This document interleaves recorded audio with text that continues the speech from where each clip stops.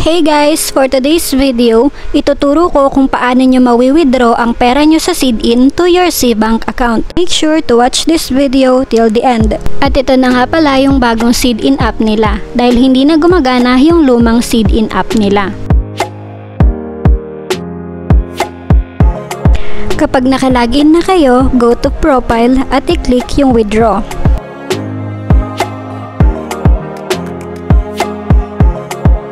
Then dito, maglagay ng amount kung magkano ang wi-withdrawin ninyo at pindutin yung max kung kukunin nyo na ang lahat ng pera ninyo. Sa withdraw type, piliin ang SeaBank. Dito, nilagay ko muna yung account ko sa SeaBank at binerify nila iyon ng 3 days. I-click nyo yung submit kung nasagutan nyo na ang lahat ng ito.